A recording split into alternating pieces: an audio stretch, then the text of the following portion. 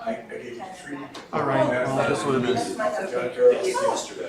Oh, okay. Just behave yourselves, baby. Jonathan Carroll. Thank you. That's right. All right, we're going to get started. Yeah, go ahead.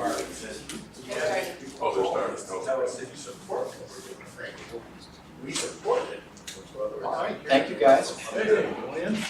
Welcome. We're going to spend the next 6 hours talking about economics. All right. And we have a special guest, Daniel Bissus here. He'll be talking to you about the air tax for about the first hour, and then we'll take a break and talk to the different OFA folks.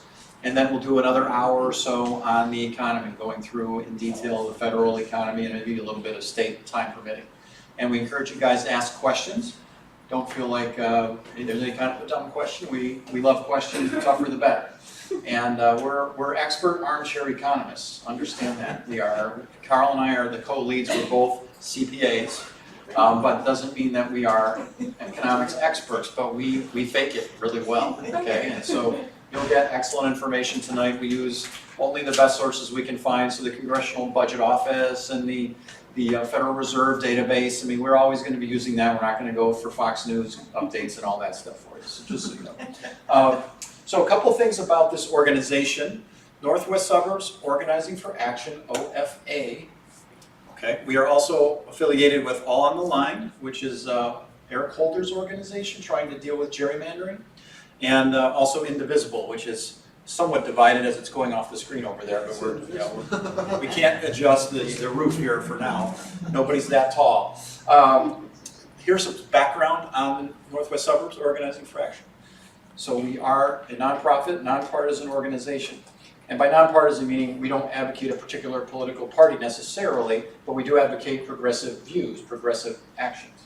Some of that has changed recently. I know that there's been a little bit of drama with that, but historically we're about the position, the progressive positions, and not necessarily progressive candidates or people. The National Redistricting Action Fund, All on the Line, is this idea of fair redistricting, and we became affiliated with them recently. This organization goes all the way back to Obama's Organizing for America organization before. Some of the issues groups we have, which meet monthly, and this one is the Fiscal and Economic, which is highlighted there, but the other groups all have different leads or co-leads, and we have usually meetings for about 2 hours when we get together. And we eat lots of stuff, although the food here is better. The Oreos are only with this group that we get Oreos. Not everybody gets those. There usually are 1 or 2 group leads. You get to know them very well. You see their faces in each of these things. And you learn tons. We share a lot of information, articles, and then also give presentations depending on the group. These are some of the smiling faces. There are a few of us here in the room represented in different places. And so you'll recognize some of the leads in there. These really handsome bald guys in the middle are me and Carl, right over here. Okay. The goal here, for at least for our group, the fiscal group, is that you guys understand the facts, because there's so much spinning of these things, of the budget and economic data. We like you to just, here's how it works, here's what they are, here are the numbers, here's the data, and then communicate that. So the slides that we share are available on the website. You guys, if you're part of our mailing list, you'll get the presentation every month that we do. You'll see it tonight. We take a lot of time. We use a lot of this definitive information to do these things. So that's a little background about Northwest Suburbs Organizing for Action in this particular group.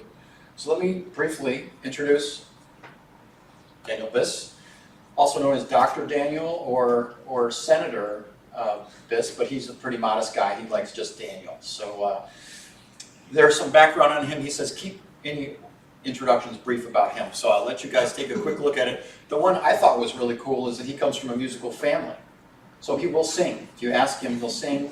No dancing, but he will sing. It says piano, violin. That's right. Not a word about singing. That's right.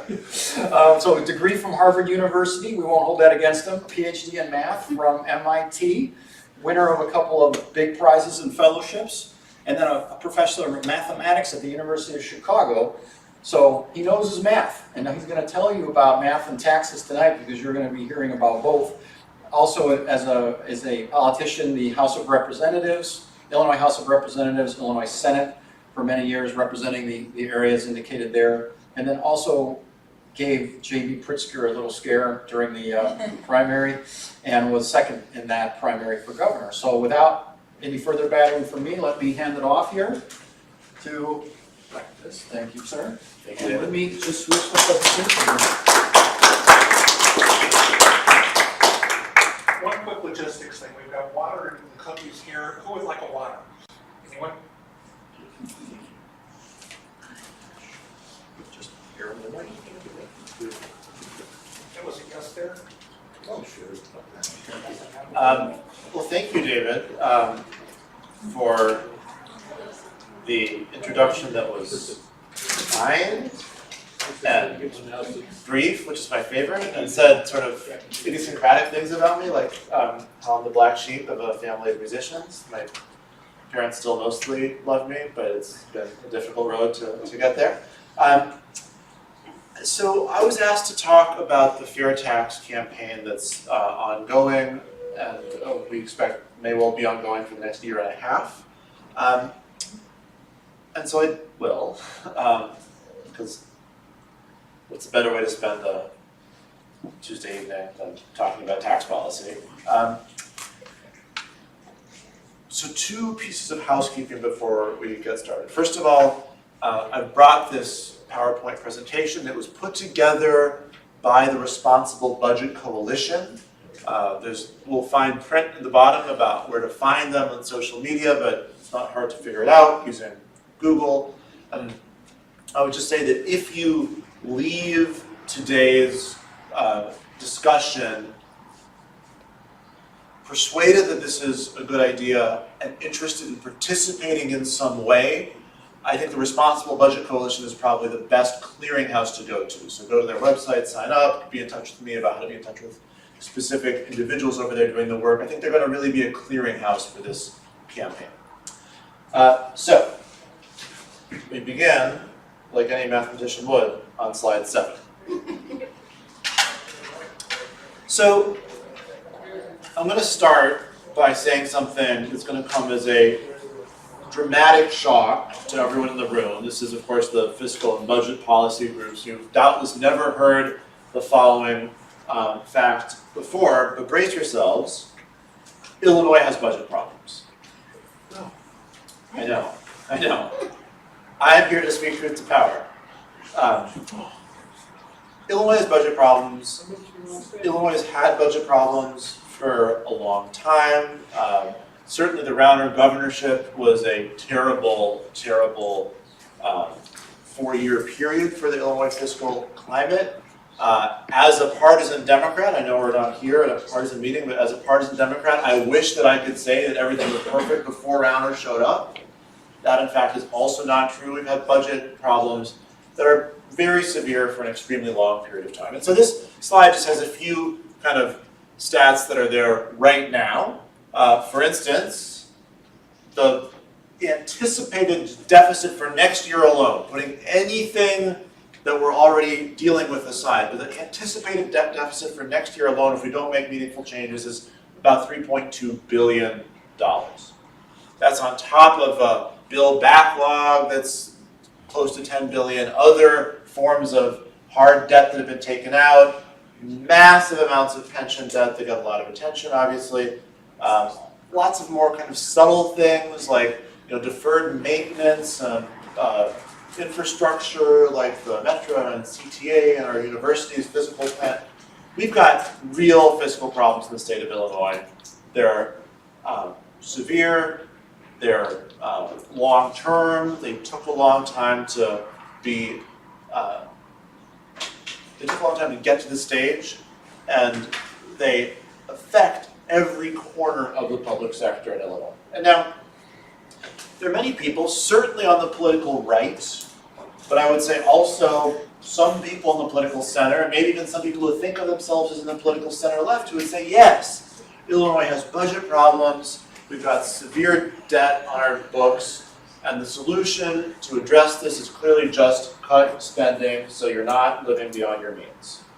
And the bad news for someone who would prefer that approach is on this slide, and there's a bunch of numbers here, and they all say I mean, the specifics aren't all that important, but the point here is that this is not a little blip, it's not a tiny snapshot of time, this is a 20-year period. Over the course of the last 20 years, the main areas of state programmatic spending have all been cut in inflation-adjusted terms, and with the exception of K through 12 education, they've all been cut dramatically. Dramatically. And though it may not feel that way when you read stories about the budget, it may not be the case that budget cuts have gotten a lot of attention in the editorial pages. These things probably ring true when you think about them for a second, because there have been mental health facilities that have shut down.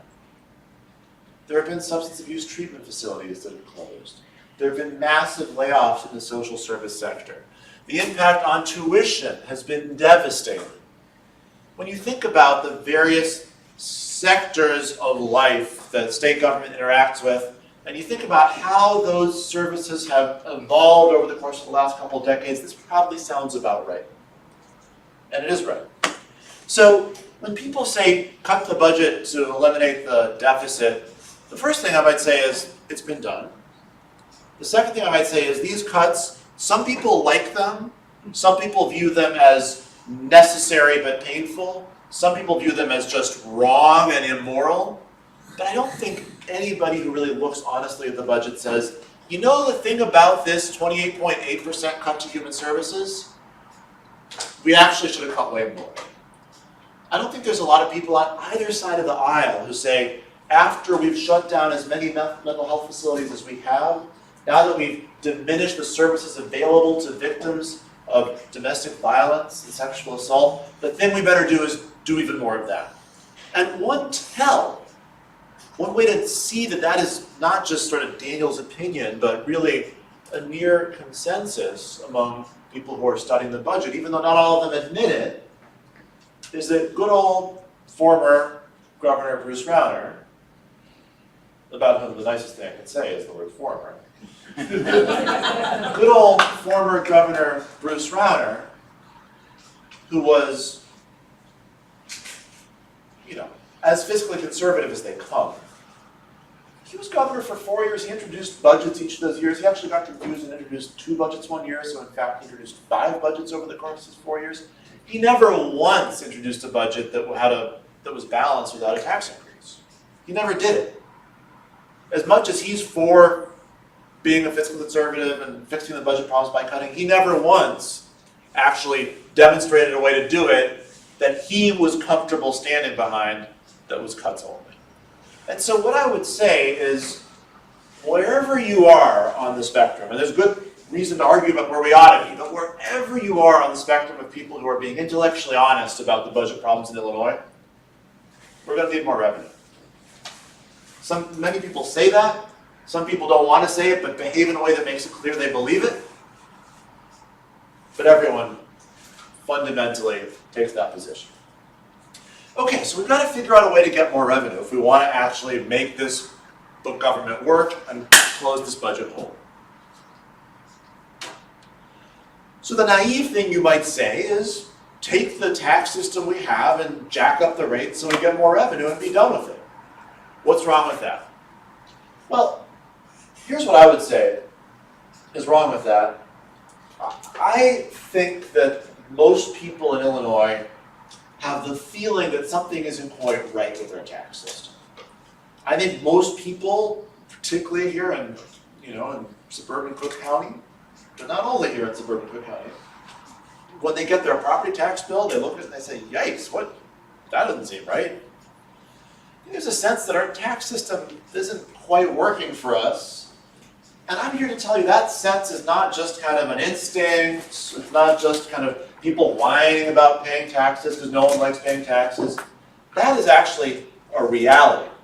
Our tax system is different than other states' tax systems, and it works more poorly for most people than most tax systems. So check out these 2 statistics. Number 1, we are the 8th most regressive taxing state in the union. What do I mean by regressive? I mean compare the tax burden for people at the bottom of the spectrum to people on the top of the spectrum.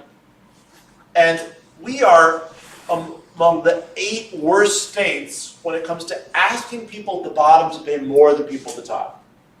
Right, so good old blue, progressive, democratic Illinois, we are burdening working people more than wealthy people, not just in a vacuum, but we're doing that worse than all but 7 other states.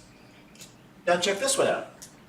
If you're at the bottom, if you're in the bottom 5th in Illinois, most people in that situation living in poverty, you are paying, in fact, a higher tax burden than you would in any neighboring state. So when people say Illinois is a high tax state, they're right for poor people.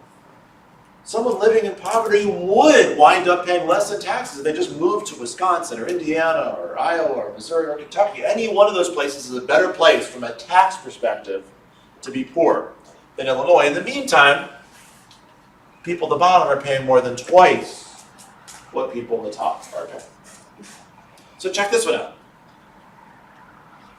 This is just a bar graph that says, here's the bottom 5th of people, the people making the lowest incomes. Here's the next 5th. Here's the middle 5th. So the typical family is somewhere in this bar. Here's the next 5th, the second highest 5th, and then we break the top 5th into 3 because it really is different for the very wealthy. And that, if anything, is the whole point of why we're here tonight. So what all of this says is, take your total income and then take your total state and local tax burden. We're not going to cherry pick here. We're not going to kind of try to fix the numbers by only taking a slice of what you pay. We're saying add your property tax, your income tax, your sales tax, your fees, add it all up, all your state and local taxes, and see what percent of income is it. And the answer is basically the more you make, the less you're paying. The more you make, the less you're paying, with people in the bottom paying 14.5%, and people in the top 1% paying only 7.5%. So what I would say to you is, look, I'm a progressive, I've got very strong views about what tax policy ought to be, but I think even most people who aren't progressives, most people who aren't Democrats, would not look at this and say, yeah, that's the tax system I want. So, if you're given a blank canvas and they say, go figure out how to raise revenue for the government, you could be a liberal or a conservative or anybody else. You wouldn't come up with a, let's make sure that the people at the bottom pay double what the people at the top pay. But that's where we're at in Illinois. That's life in Illinois. And though, if you were to draw a graph like this for other states, you wouldn't love the answers for all the states. In fact, you wouldn't love the answers for many of the states. It would only look as bad or worse than this for 8 states. So now let's ask ourselves, how do we get here? What's different about Illinois that gives us something that looks more like this than almost anywhere else? And to answer that, I think we should just think for a minute about the different sources of revenue. Obviously, we're mostly here tonight to talk about the income tax, but let's first, for a second, think about the other revenue sources that are significant for state and local governments. So someone name one. A tax other than the income tax. Sales tax. All right. Capital gains. Whoa, one at a time. The capital gains tax, for technical reasons that are all about tonight's conversation, is just regular income tax on the state level in Illinois. But we can talk about that later, if you want. But let's start with the sales tax. So let's imagine drawing a graph like this for just the sales tax. Let's imagine trying to figure out who's really carrying the burden of the sales tax. What would you think we'd learn? Who's paying a greater share of their income in sales tax? Poor people. Poor people. Poor people. The share of your income that you pay in sales tax is pretty much just the share of your income that you're spending day to day on typical goods in the neighborhood. And pretty much the poorer you are, the more of your income you're spending on subsistence. And by the way, if you are living paycheck to paycheck and you get a raise, you probably will spend the majority of that raise on things for which you pay sales tax, whereas if someone making $1 million a year gets a raise, they're not going to then run off and spend that at the hardware store on the corner. They're going to spend it on a vacation in Switzerland and not pay any sales tax at all to Illinois. So you would get an extreme version of this graph if you just studied the sales tax, because it really hits poor people by far the hardest and the middle class next. What's another major source of state or local revenue? Property tax. So now what would we learn if we studied the question of who pays property tax? Who's bearing the burden of that? Everybody. Maybe the middle. So everyone's paying some. If you're a homeowner, you're paying it directly. If you're a renter, you're paying it indirectly. Nobody escapes the property tax. Is everyone paying roughly the same share of their income? No. Who's paying more? Middle class. Middle class pays a lot, and the poor pay a lot too. And basically the way I would say it is, roughly speaking, this is not precise math, this is like what an engineer would say. But roughly speaking, the amount of property tax that you pay is pretty much proportional to how much you're paying for housing, whether it's a mortgage or rent. Who's paying a bigger share of their income in housing? The poor, and up in a place with high housing costs, like a lot of Illinois, up to the middle class. So poor and middle class people pay a lot of their income in property tax. The wealthy don't even notice it.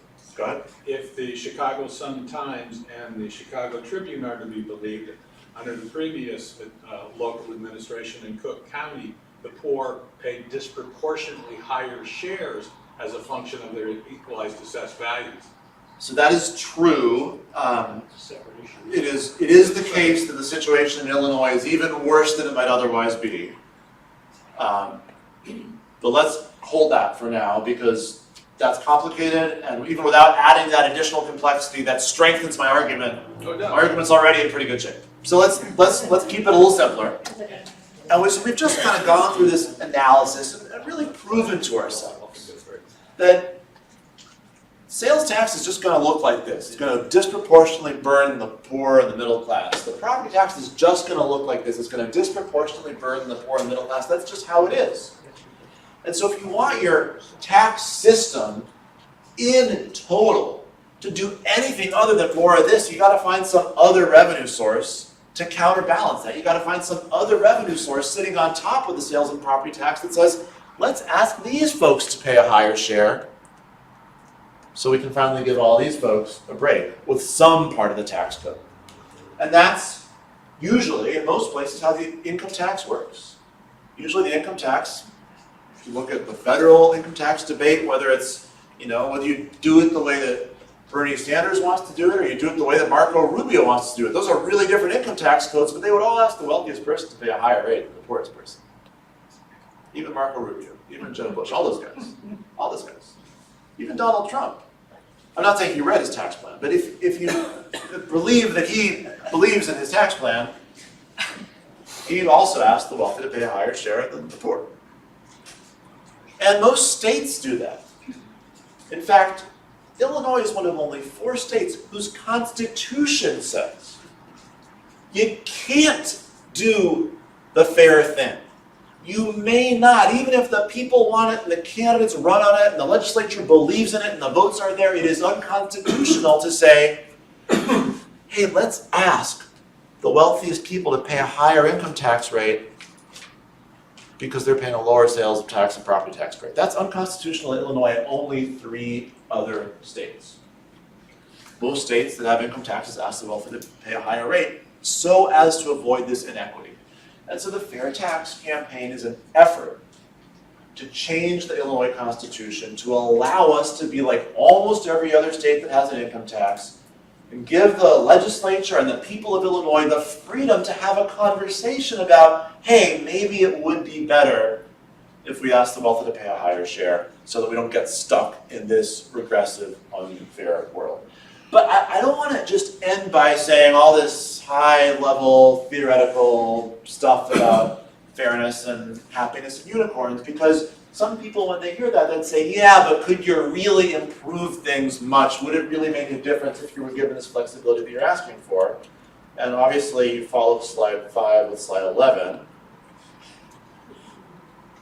Now here is a proposal that Governor Pritzker has advanced. And this is real numbers with a real proposal. And here's what it would do. There's a bunch of numbers on the screen. You can ignore them unless you're the kind of person who likes to not ignore numbers when they appear on screen. But this proposal fundamentally does 3 things.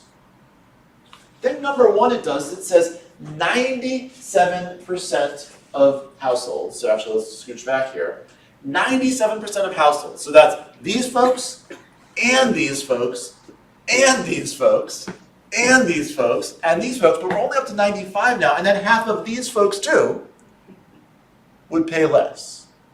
Under Governor Pritzker's plan, everyone would pay less except for these folks and just half of these folks. So that's the first thing he does. He has a plan that actually gives 97% of people a tax cut. That's number one. Number two, it brings in more than $3 billion additional dollars of revenue. Remember that structural deficit we talked about? The projected deficit for next year? This plan wipes that out. So first thing you're doing is you're giving 97% of households a tax cut. The second thing you're doing is you're closing that $3+ billion hole in the budget. So then the third thing, just assume you're a skeptic. You might say, yeah, sure, Daniel. Arithmetic tells us that if you're willing to raise the top rates enough, then sure, you can give 97% of people a tax cut and close the budget hole. But maybe you're raising the top rate to some level that's unreasonable, that's unrealistic, that's crazy, that wouldn't work. So the top rate here is 7.95%.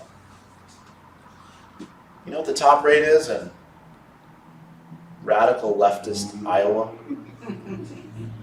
It's over 8, it's close to 9. So the top rate in the Pritzker plan is lower than the top rate in Iowa law. So here we're saying 97% of people get a tax cut. The $3 billion that we need will come into the state treasury, and that's achieved by putting in place a top rate that's still lower than the top rate in Iowa. That is the power of having a constitution that allows us to have a tax code like other states. Go ahead. Well, the constitutional amendment proposes certain amounts, specific amounts. What about the fact that inflation changes So this is an important distinction. The constitutional amendment does not, and in my opinion, should not, say, here's the new tax rates. In fact, I would argue the mistake that we're dealing with is the Constitution micromanaging tax rates. I think the right thing is for the Constitution to say there can be an income tax, and the legislature and the governor will have discussions and debates to figure out what it is, and the people running for office will have to run on a particular platform, and they'll have to defend what they do when they run for re-election. And it's not normal for a state to micromanage the tax plan. So it's not as though anyone is proposing to put these rates in the Constitution. What they're proposing to do is to take the handcuffs out of the Constitution and then pass a law creating these rates. And that law could be amended from time to time as inflation results in a certain set of changes that make it appropriate to change these numbers, which is what you were suggesting, and I get that. Yeah. Or as the economy evolves, maybe the economy gets more inequitable, and so you want to increase the high rates. Maybe the economy gets more equitable, and you want to decrease the top rates. Maybe something that I can't even contemplate will happen. What you want is the flexibility to do the right thing later, not for the Constitution to act as though it knows exactly what we're going to need later. So that's the governor's plan. And so the last thing I want to say before I open it up for questions, you guys are active, so I didn't need to segregate the question period from the non-question period, but the last thing in the sort of prepared proposal I wanted to go through before we have a more informal discussion is the annoying process stuff. Because let me tell you,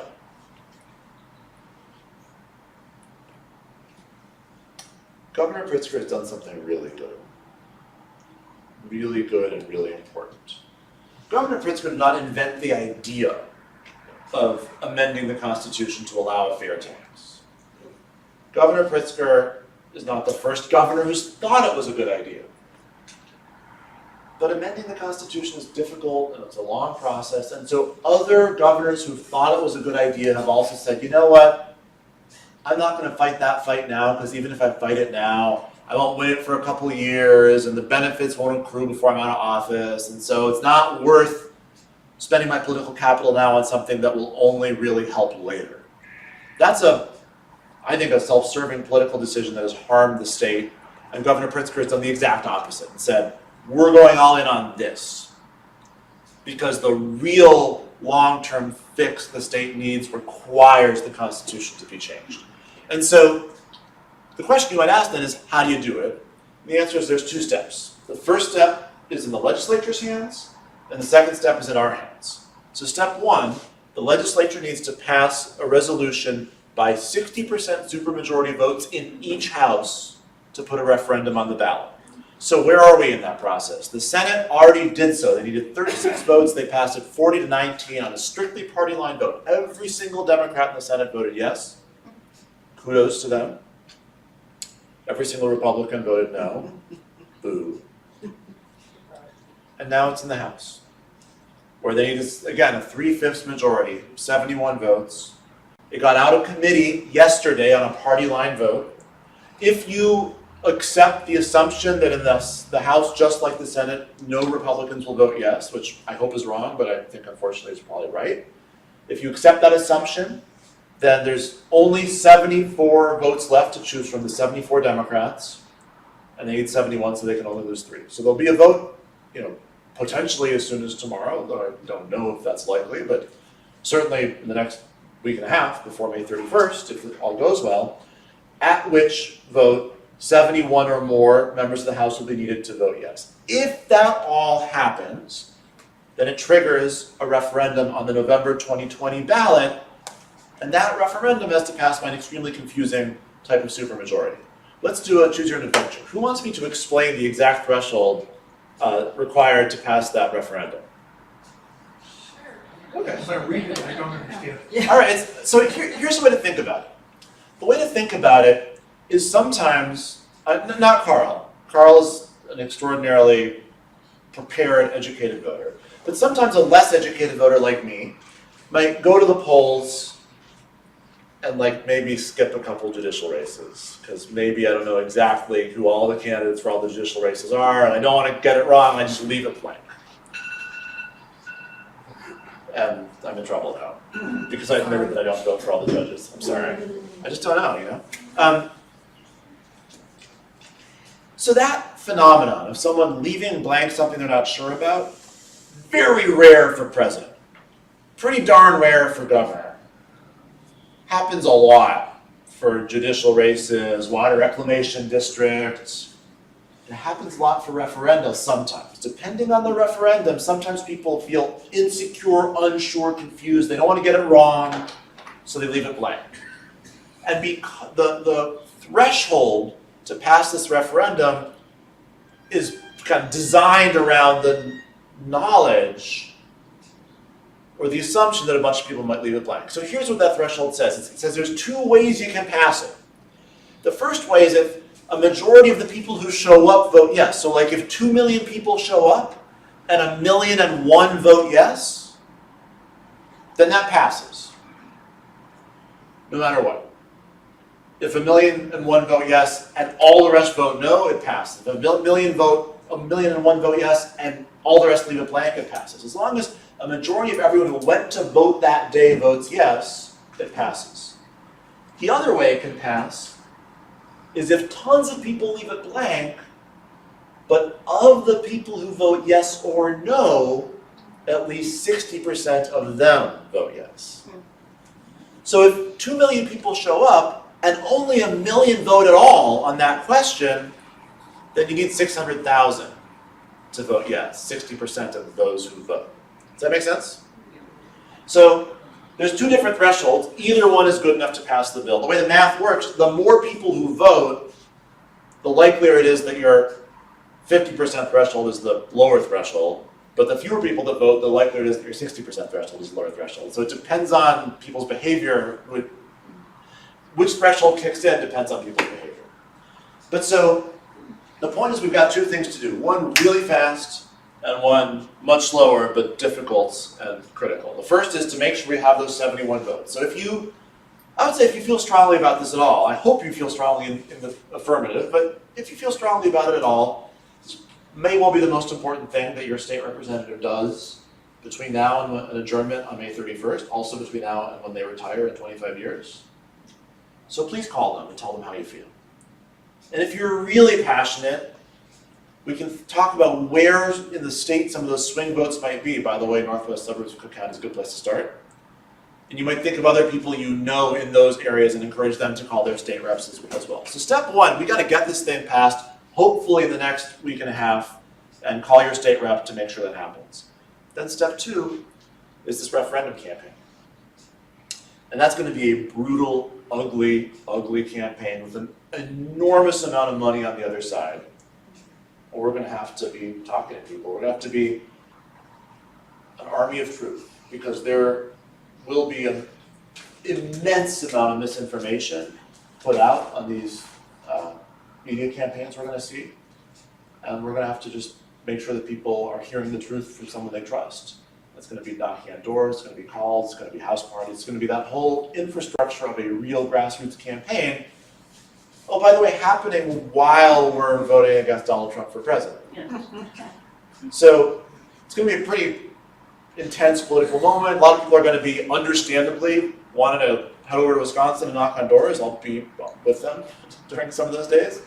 We're gonna have to reserve some of our energy to stay here in Illinois and educate the public about what's going on with the fair tax campaign. So that's what I prepared, and I'm now happy to just open it up. Advice, thoughts, questions, blind rages, go ahead. I guess my question is, sometimes I think if you amend the Constitution, you have to open up the Constitution, and then anything is fair game.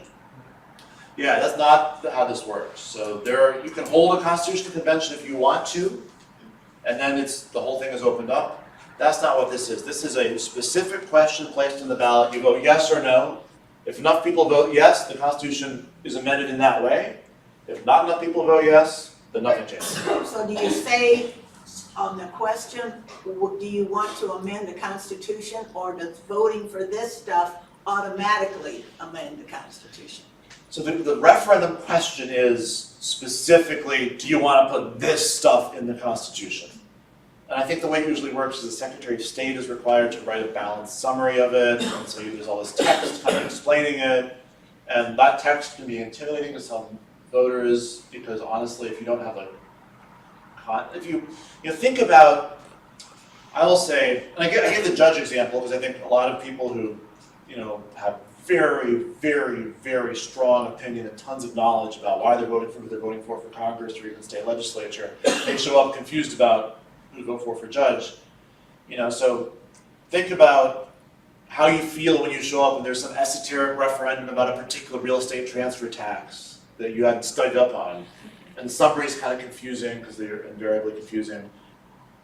That's how a lot of people who aren't at meetings like this will feel when they show up and see something about the fair tax. And so we're going to have to educate people. But what it will say is, do you want to change the Constitution in this way, yes or no? Did you actually have what the resolution is that we can read? I don't think it's there, but I can pull it up.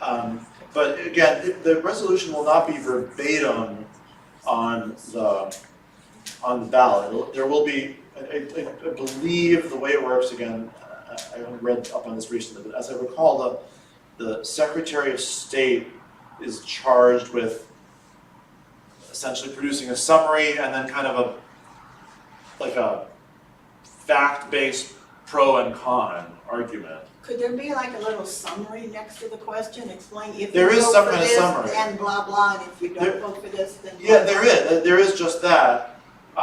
So here's what it does. It replaces the following. So here's what the Constitution says right now. A tax on or measured by income, so an income tax, shall be at a non-graduated rate. That's what they say on fair tax. At any one time, there may be no more than one such tax imposed by the state for state purposes on individuals, and one such tax so imposed on corporations. So it says, right now it says you have to have a non-graduated tax and only one. In any such tax imposed upon corporations, the rate shall not exceed the rate imposed on individuals by a ratio of more than 8 to 5. So with the last, what it says, so that's already uninterpretable, right? But what it says is there must be a flat, non-graduated, unfair tax, one rate for people, one rate for corporations, and the rate for corporations may not be more than 8/5 the individual rate. So that's what it says now. And so the amendment is to change it to, the General Assembly shall provide by law for the rate or rates of any tax on or measured by income imposed by the state. So also gobbledygook, but what it says is, there's no restrictions on whether some people will pay a different rate than others, and the legislature shall decide. And then it goes on to say, any such tax imposed upon corporations, the highest rate shall not exceed the highest rate imposed on individuals by a ratio of more than 8:5. So they replace the 8:5 rule for the flat taxes by saying, okay, you can have a fair tax for individuals, a fair tax for corporations. The highest corporate tax rate can't be more than 8/5 the highest individual tax rate. Why? I don't know. Who cares? Not me. Is that the important part? No. Is it going to confuse people? Yes. Will the Secretary of State have to summarize it because it's part of the amendment? Yes. Is that annoying? Yes. I'm sorry? Yes. So it's not, people are not going to walk in there without any previous research or information or kind of input and see this and have the tools at their disposal in the voting booth to make a truly informed decision. It's going to be a little bit confusing, it's going to be missing context. Our job is going to be to provide all that information so people know what they're voting on. I could be very wrong, but Me my too. belief is that when the Secretary of State does his magic, that also goes out to every registered voter, as well as being in the voting booth. So when you get your little card that, says that you can come vote, you're also getting a crummy piece of paper that lists out the whole, the whole referendum and what it is. I think that's exactly right. At least that's what I remember. And I would, my recollection is to agree with every word you said. I would particularly draw everyone's attention to the one word you said that's not actually in the law, Okay. but was very, very astute, and that was crummy. Because you'll get some dumb thing in the mail, it'll look a little bit like junk mail. Some people will study it and find it helpful, some people will study it and find it confusing, many people will just... And in the meantime, somebody who... So that top 1%. Yeah, exactly. Somebody who lives up here is going to say, well, I would lose $25 million next year if this thing went into effect, so it's definitely worth spending $5 million to fund television commercials, and except there won't be one such somebody, there'll be 8, and you're going to have $40 million of television commercials, which will not be crummy. They'll be dishonest, but they'll be pretty, they'll be slick, they'll be clever, and our job is going to be to have enough truth, right? We've got the facts on our side, which is not dispositive, but helpful, and our job is going to be to get enough truth out to people so that when they walk in there, they won't just have those television commercials in their memory. I think you were next, and then, oh, I'm sorry, I dodged you last time. Go ahead. Your turn. Oh, well, a couple things, and those crummy papers that you get from Secretary of State, they're gonna be, that 1% is gonna be sending out things that look very official. Yeah, Also, that's right. you have to kind of be careful to see who that's coming from, but I also wanna say that the referendum questions are always at the very bottom of the ballot, way under the judges, and you may very well have some local referenda in addition there. So, just tell people to keep on going down to the bottom. I don't remember for sure if that's in the statute. That may depend on the individual election authority. That I don't know. But anyway, it has historically been the case that a lot of people leave these blank. And that's not our friend, right? The antis are going to want a lot of people to leave this blank, right? Because realistically, it's really hard to pass something 60-40. And so we're going to be successful if a lot of people are voting. Go ahead. I'm not sure it's fair to say that they actually have to lie.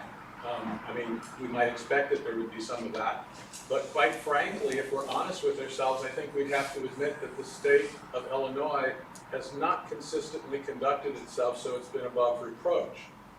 And That's so true. I think there would be a lot of natural suspicion as to what the motive in this is. Look, it's already unfair for the poor and gives the rich an advantage.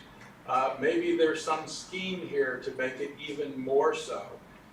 If it's really the case that a nearby state like Iowa, which has a more bipartisan government than we do, has a fairer tax, then all they have to do is suggest, well, maybe it's the ruling political party that doesn't want the fair tax.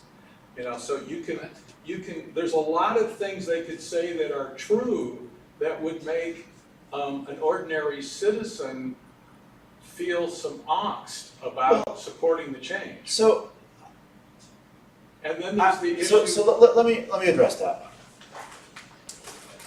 You have, I think, perfectly identified their arguments, I hope so. right? I'm trying to guess what they would say. They're saying, you don't have to guess, they're already saying it. They say it a little bit meaner than you said it, but basically what they're saying is, these guys are telling you they want to raise taxes on the rich, but it's all a ruse. They really want to raise taxes on you. And they're doing this now as part of a long-term plan to come back and get you next time. And I do believe that's a lie, and I believe that's a lie for a very simple reason. Not because we should blindly trust our Democratic Party elected officials, not because the Illinois government has been historically above reproach, but for the simple reason that if they wanted to raise taxes on the middle class, they could do it tomorrow. The notion that there's a secret multi-year plan that involves a very difficult, controversial, risky constitutional amendment strategy in order to enact a plan to raise taxes on the wealthy, all is an effort to somehow on the back door later do the one thing they actually could do today without any of that, that does not make sense to me. Well, maybe I'm confused, but if they were to raise taxes on the middle class today, wouldn't they be raising taxes across the board according to the Constitution? Yes. Okay, so the attack that the opposition would be making would not be that they want to raise taxes on the middle class, the poor, and the wealthy. It would be that they want to raise taxes on the middle class and maybe on the poor, but not on the wealthy. So I don't think it would be the same attack. I mean, that, if you dissect the words they're saying, that's what they must mean, I do not think that's a credible argument. That is not a credible argument to be made about Democrats. I don't think that independent voters, for all their distrust of Democrats, especially in Illinois, I don't think they say, oh, Democrats are the ones who are trying to cut taxes on the wealthy, because that's not what Democrats, that's not consistent with the rhetoric or behavior of Democrats or Republicans anywhere around the country. And so I think what you said is useful in that if you kind of push them into a rhetorical corner where they're forced to admit that they're claiming the Democrats have a secret plan to cut taxes on the rich, I think it starts to sound pretty silly. So let's, I think Carl has been waiting for a while. Yeah, one of the things I look at this and the other chart you're going to go back to it where we're proposing raising the top rate 3%. Yeah. Is if you take a look at that top 1%, folks, if you raise it 3%, you get to 10.4%, which is still less than the bottom 95% are paying in state and local taxes. And I think that's something that as we make that message for our legislators over the next couple of weeks and for the voters over the next couple of years is something we have to get people to understand. Yeah, no, I think that's right. And I would go so far as to say that the Pritzker proposal is a very moderate proposal. If you were to enact the Pritzker proposal tomorrow and then describe our taxes in detail and write a paper about our taxes but just redact the word Illinois, and then give it to an economist and say, what type of state do you think this is? They wouldn't say, oh, this is a really liberal state. They wouldn't say this is a state with a tradition of progressive politics. They wouldn't say this is a state with Democratic supermajorities. They would say this is a moderate state. This is sort of middle of the road. And so, as a progressive, that may make you feel it doesn't go far enough. But I think, given that the argument from the other side is going to be, oh, this is so extreme, this is so radical, this is so far out there, I think we're going to have to respond by saying, no, this is really moderate, modest, reasonable, a small step to bring us in line with other states and do nothing more than that. A little context. There are people around who have been in Illinois long enough to remember when the Constitution was revised. And the purpose of the tax thing was to make sure they didn't tax where the money was. I mean, that was Governor Stratton and Representative. It's Governor Ogilvie. No, the Constitution was in 1960. 1970. Well, sorry, but I think So it was Stratton was still involved. And I think Thompson was involved in it, because he was in the legislature. And the idea was to not be able to tax where the money is, and that's what they've done. Because, you know, you have the high rent districts are able to use their property tax to keep their schools excellent, and not pay a lot of income tax. The state doesn't have the money to counter that in the current situation. But we've been able to, we've got a presentation from a gentleman who has a plan to refinance the pension debt. What's his name? Martyri? Martyri, yeah, Ralph Martyri. I mean, that was, you know, we're not doing that for some reason.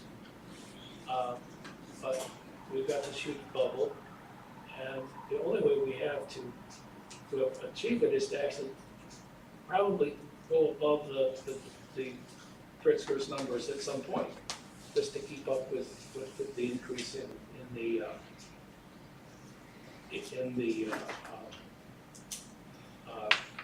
pension bill. So it seems to me that if we, you know, these rates are probably going to go up and then back down at some point. And how are we going to get past that? Because people are going to be able to see what we're going to have to do long term. And there's easily going to be projections of what that's going to take in terms of rates, even if you keep the rates proportional. I'm not sure I follow the question. Okay, how are we? If you look at the pension bill and the impact on the state's spending over the next, pick a number, 20 years, 25 years, we're going to have to come up with some serious money. And So is the point of your question that this Pritzker plan doesn't solve the whole budget problem over the long term by itself? Yeah, I think that's right, and I think that's. Is that going to be on the table too? I think that's part of his pitch here, that he's saying, I'm not going to solve the whole budget problem with just a tax increase. There's going to be other efforts and discipline needed, but I can't do it without this money. And I'm asking the taxpayer to meet me halfway to make it possible. I mean, I'm not the governor, trust me, but my guess is that that's a piece of the pitch, that he didn't want to come in and say, we're just going to fix the whole budget problem with a single tax increase, because I think he felt like that's not where the public was. That's my guess. My question or discussion is on step 2. Yes. There was an advisory vote a couple of years ago about the millionaire tax. Yep. And that was fairly overwhelmingly supported. Yes. But then I read 6 months ago, that several other states had similar ballots as what we would eventually have, but the majority of them failed. Do you know any more about that? So a lot of different states have done a lot of different things, and it's hard to draw too many conclusions because the differences are so great. But basically, if you ask people, hey, y'all want to go and vote for a tax increase so that we have a fairer tax system, yes or no, that's not by itself enough. Typically, you got to say, you want to go vote for a tax increase, which is designed in this fair way so that it doesn't impact people who can't afford to pay more in order to do X, Y, Z. And so I think we're gonna have to demonstrate that this money is needed to fund schools, to close the budget gap, to fund human service providers. I think to argue only about tax fairness and not talk about where the money is gonna go for a year and a half would probably be a unsuccessful strategy. It seems like isn't there only about 2 weeks left before the legislature breaks? I mean, I'm really bad at the calendar, but I think it's like a week and a half at this point. So how many votes off are we in the House? Well, you know, as a former legislator, it's like really hard, unless you're a literal Mike Madigan, it's very hard to know exactly how many votes they have. Just look, here we are on the northwest suburbs. There's a guy, Jonathan Carroll, who's a state rep from Buffalo Grove, who a week ago was making fairly bold public statements about his intent to vote no, and yesterday voted yes in committee, and then when asked whether that meant he was totally persuaded, was like, no, I'm not sure, but this is really important. I'm not going to tank it. We got to keep talking. So where does that mean Jonathan is? I don't know. But if you care about the issue and he's your state rep, you should probably call him. Look, they need 71. They're not at 65. They're not at 73. You know, we're at crunch time where you're getting the last couple of votes. I'm just wondering if there's particular names that we should be focusing on. Well, I mean, Jonathan and Sam Yingling from Lake County are the two that really put themselves out there, you know, named themselves, so I'm comfortable saying for sure those two. Others that you've read about in the press are folks like Dan Dittich, also from the Buffalo Grove area. Tara Costa Howard from DuPage County has been mentioned in the press. Mary Edley Allen from Lake County has been mentioned. As a general rule, it's Democratic members from DuPage, Lake, and Northwest Suburban who are like Bob Morgan from Highland Park has been mentioned as unsure, you know. So in general, Democratic reps from politically closer districts and more affluent districts, for obvious reasons, want to really make sure this is the right thing before they commit to vote yes. If we get it Yep. through the legislature, I'm thinking of step 2. And I looked up and Pritzker won approximately 54% of the statewide vote against Rounder's 39%. Yep. And he was speaking to the working class. Yep.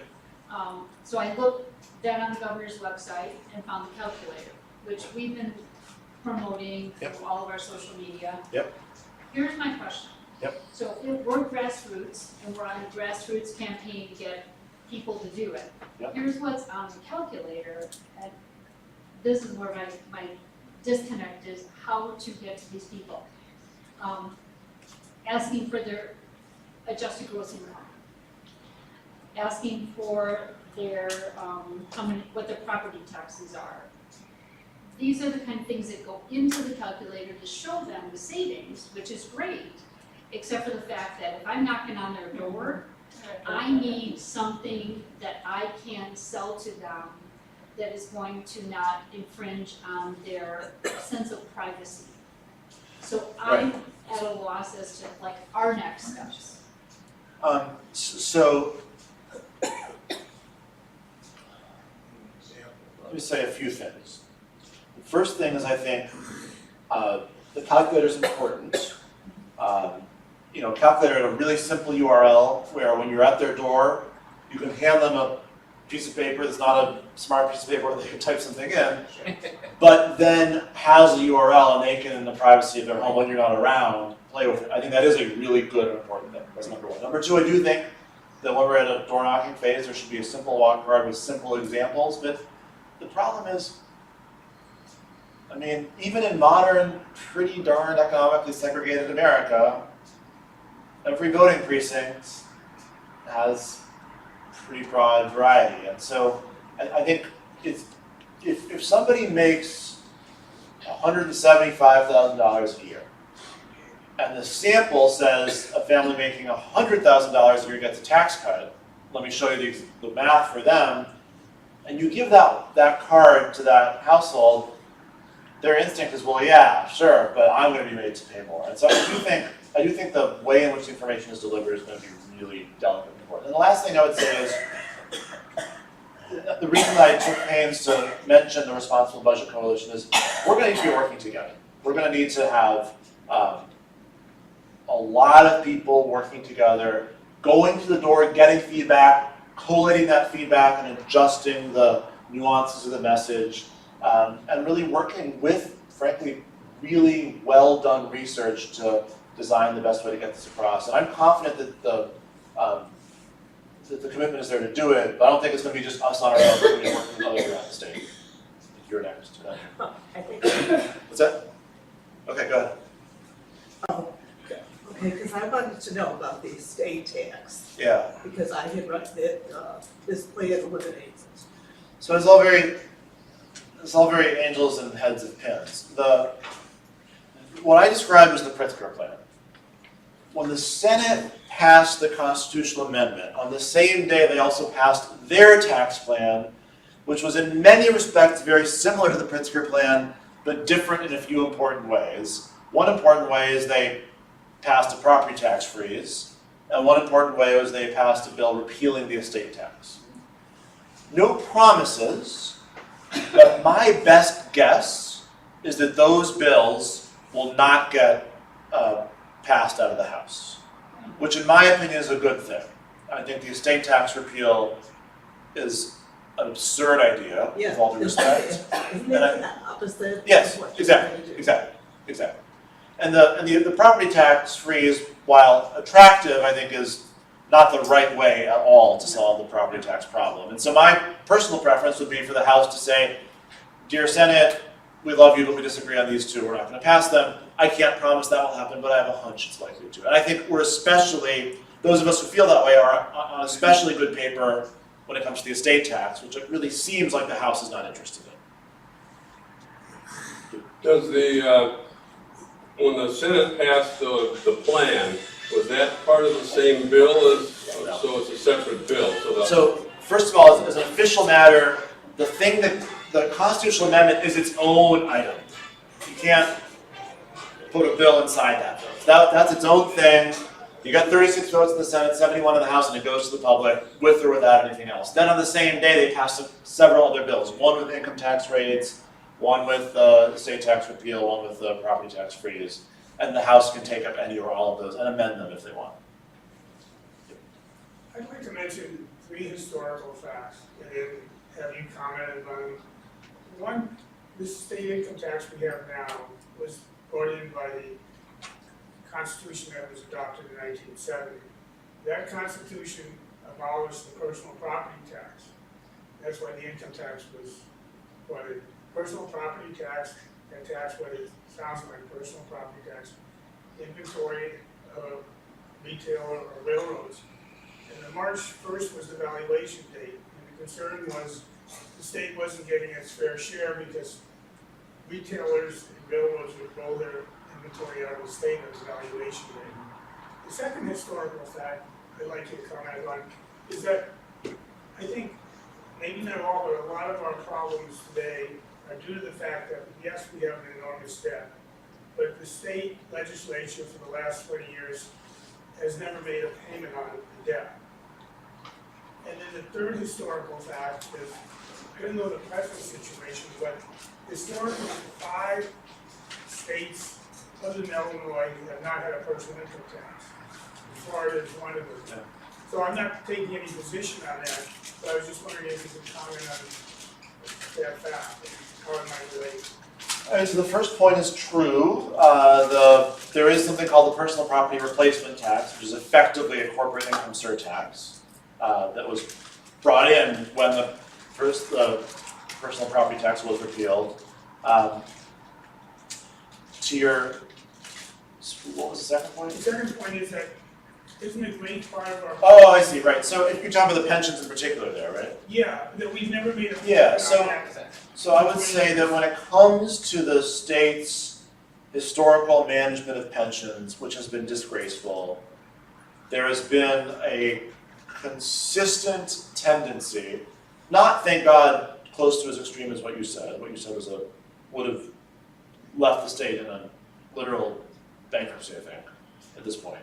But a very consistent tendency, year after year, decade after decade, generation after generation, not to put what should get put in the pension funds. And if you do that forever, you're going to wind up with an unimaginably large hole. And so every year something gets put in. Many years the amount the law demands gets put in, though some years even that doesn't get put in. What the law demands is not really what an actuary would demand. Many governors of both parties have found it irresistible to find an excuse to this year put in a little bit less than you're supposed to.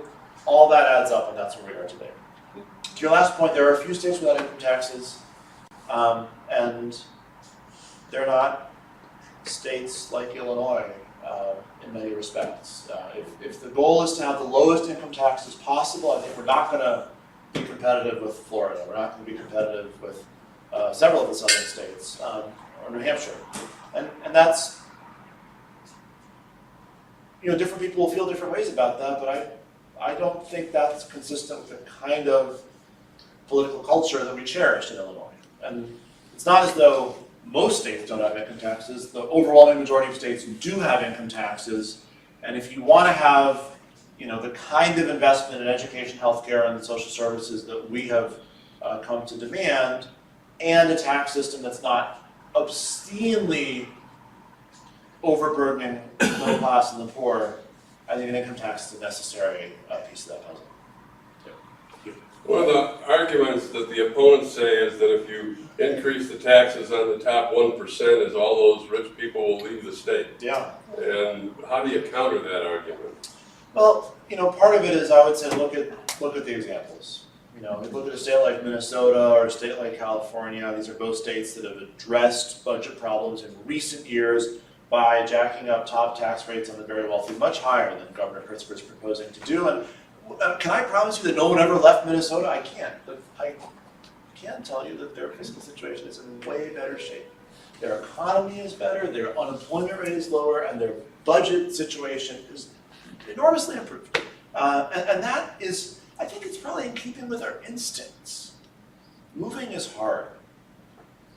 And are there some people who are just going to find the lowest tax state and plant themselves there for 6 months and 1 day every year to take advantage of that tax rate? Yeah, that already happens in Illinois. And unless we want to try to win that competition for being the lowest tax state there is, we're always going to lose some of those people. But in the meantime, while we're already losing the competition to be the lowest tax state, a competition I think we're always going to lose, we're also losing the competition of having a stable budget, of funding our schools properly, of having infrastructure that works properly. And what I think is the right mix is a reasonable tax code, one that mirrors places like Iowa and Wisconsin and Minnesota, tax codes that work in those states, and then use that tax code to have a government that is actually attractive to people. And in that situation, there will be a few people who go to Florida, but there'll be a lot more who aren't currently moving to Illinois because we don't have those amenities who will all of a sudden want to come. I think that's the winning mix for us. I was going to ask you to explain more the scam that you can get out without paying taxes by claiming residency in another state. You have to live in another state for slightly more than half a year. Is that the way it works? I mean, basically, you gotta declare residency somewhere, and to avoid just declaring residency a place you don't live, I think you're supposed to spend the majority of the year there. I've never been in the weeds on the auditing about how this gets enforced, but that's the basic rule. Matt? First of all, to answer that, well, you still have to pay Illinois income tax on your Illinois income, even if you claim to be an out-of-state resident. Okay. So if you're working here, you're paying tax here. The two things I want to say. The first one is, don't let the perfect be the enemy of the good. You can make all kinds of complaints about all kinds of other things that are wrong with Illinois. If we don't fix one of them, we'll never fix any of them. This is one of them, a very, very critical flaw in our tax system. This constitutional amendment is clearly an improvement over what we have now. What rates will actually be adopted in the end? These are examples of rates that could be adopted. These are examples of how this could work out. It'll either be this or it'll be better. We'll have better ideas. But don't let the fact that other things are bad keep us in this cesspool that we're in right now. The second thing is, it's sort of politically incorrect to say this, but when this passes next week in the House, I want you all to say, thank you, Mike Madigan. Now, this is why the Tribune it blasted him, blasted him, blasted him. Because he's an effective leader, and with a less effective leader, this might not get through. So I realize that the motive the Tribune has, the motive the Republicans have for blasting Mike Madigan, and say thank you. And it's actually 8:15, so let's go with the hands that are up, and then we should let the second half of the program go. So start with you. Canvassing door to door was mentioned. It's very important to get this message out there. There's so many questions to answer. Yeah. I've worked on numerous campaigns, and I worked on all of them out of the privacy of my own home, the comfort of my own home. I've made telephone calls. The most significant and the best well-run campaign was that for President Obama, both times. The programs that were set up, the software that enabled me to call into residents' homes, registered voters, give them the information that they needed to vote for or to be president, and record their responses and give this back to campaign headquarters, I think was invaluable. And I'm wondering if there are plans to do this for Governor Pritzker's plan. There will be a robust campaign. There will be a modern campaign, and hopefully they'll have the resources to have the kind of tools that will make it as easy as possible. You know, nowadays there's a lot of texting work done too. But I think they're not only going to need the infrastructure and the technology, they're going to need volunteers. And so we'll want to make sure that we're a part of that effort to rustle up enough volunteers to get the job done. I think we had two more, and then. Right now, today, I feel like it's most important for me to be contacting, for instance, Jonathan Carroll. Yep. I will, also I have contacted Tom Morrison, but I don't really hold home. That's kind of a waste of my time, you know, but certainly the other Democrats. Aren't we really in a position today to work hardest to make sure that the reps that are on some kind of offense put it on the ballot? Yeah, I think the I best use want to see it on the ballot, and then we find the best use of our time right now is to call state representatives, and I would say call your state rep, even if it's Tom Morrison, and then try to have everybody you know call their state rep. I don't think calling Jonathan Carroll's district from out of district is a huge plus. I think he has a little bit of Palatine too. But I do think the single best thing you can do between now and when those 71 votes are cast in the House, hopefully next week or tomorrow, is to just go through your phone, go through your Rolodex, go through your list of phone numbers, call everybody and have them call their state rep. If we contact Tom Morrison, I've done this in the past, what would you suggest we say in this particular instance? I would say, please vote yes on Senate Joint Resolution Constitutional Amendment number 1 to enact a fair tax in Illinois. It's really important to me as your constituent, and then say whatever 2 sentences or less you want to say from tonight's presentation or your heart or other reading you've done about why you think it's important. I kind of said, when I called him, I kind of went after saying those kinds of things, that it was very important for me to have the opportunity to be able to vote yes or no. I think that's a great argument, right? I'm not even asking you to be for it, Tom. I'm just asking you to give me a chance to vote one way or the other. I want to vote on it, and if you don't let it go on the ballot. That's really. All right, last question. Yeah, I just wanted to make something clear to me anyway. Yeah. Is that real estate tax, property taxes are a source of income for the state of Illinois? No, No, but okay, that's what I wanted to. yeah. So people keep saying that, and I go, I don't recall seeing it on the tax bill. You know? Great point. So this is all very, very sloppily talked about and guilty as charged as part of that. That we've got 7,000 units of government in the state, and we talk about them interchangeably. So your local property taxes do not a dime of them goes directly to the state. But the majority of them go to your schools. The schools are also funded by the state. Schools are also tragically and immorally inadequately funded by the state. Thank you for correcting that. You're absolutely right. And so it's all tied together in that sense. That when we, that property tax free bill that I think is a bad idea. I'll tell you why I think it's a bad idea, because there's a reason property taxes are so high, and that's because the state doesn't do its job when it comes to funding schools. And so, does this allow the state to cut property taxes? No, it doesn't. You're absolutely right. And I think that clarification is critical. We've got to have our facts straight. At the same time, if this allows the state to get school funding right, that will allow schools to drop property taxes. And so to me, this is the most difficult and most important and kind of a three-step process to get property taxes under control. I think people need to hear that as well. Thank you very much. I'm available by email or phone.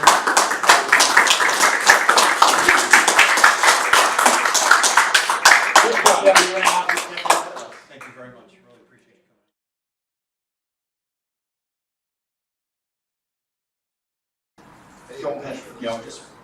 Absolutely. All right, so first slide here, you loved it.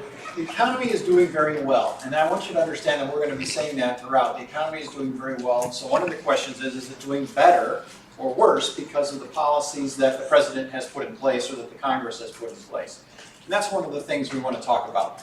Also, presidents may or may not have a great effect on the economy. There are quite a few economists who view that the economy kind of does its thing and the president may or may not have that much impact on it. So it's one of those things where you figure the economy is about $20 trillion and the federal government is maybe moving up and down 300 billion versus where they were before. So the size of the lever that the government's got to move the needle is not huge typically, okay? So here's an example. Trump's been in office for about 27 months. And the job creation is good, 200,000 on average a month at far right side of the graph, but it's a little slower than the last 27 months during the Obama era.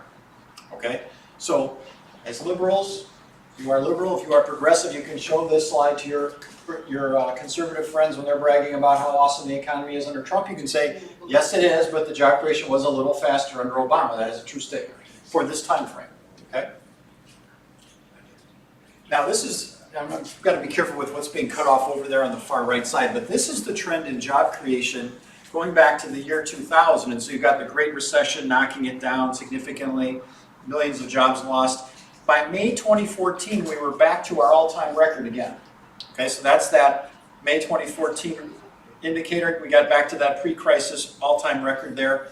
And then by January 2017, when Trump came in office, we'd already been in record territory for almost 3 years. Okay, and then it's continued on beyond that. Notice that there isn't a really significant change in the slope of that line. It's sort of been going and going and going since where? 2010-ish. Okay, so keep that in mind as you analyze this data. That the economy, in terms of jobs, had recovered by May 2014. Okay, and I kind of use that as a good proxy for kind of when the economy was back to normal or more or less, was somewhere in that 2014 to 2015 range. This shows what is the average job creation. It does a 6-month rolling average, meaning these numbers fluctuate a lot month to month. This is that jobs report you hear every month when people say there are 200,000 jobs created this month or 250. These are those numbers. And since about this goes from 2012 all the way to 22 to the present, the average job creation in a month was 207,000, and that is exactly where we are in the last 6 months. If you average those last 6 months, we're right at 207. So we're having typical job creation right now measured for the last 6 years, and it's solid. 200,000 is a good number. Okay, does that make sense? This is the gross domestic product. Also, and that, of course, it's cut off at the end. That is a 3.2 over there on the far right. That is our last quarter. Very solid growth, but not unprecedented. Take a look going back to 2014. Look at how many quarters we had better than 3. We have a couple quarters better than 5, okay? So this is by quarter, so this is a measure of the quarter versus the prior quarter, and this is what you hear in the news every 3 months. Government says GDP grew by X. This is it. 3.2 is the latest solid number. In fact, we've had better than 3% growth for 3 of the last 4 quarters, which is very solid. Okay, so that's good. The number, I'll share this later, but the number for the full year 2018 was 2.9%.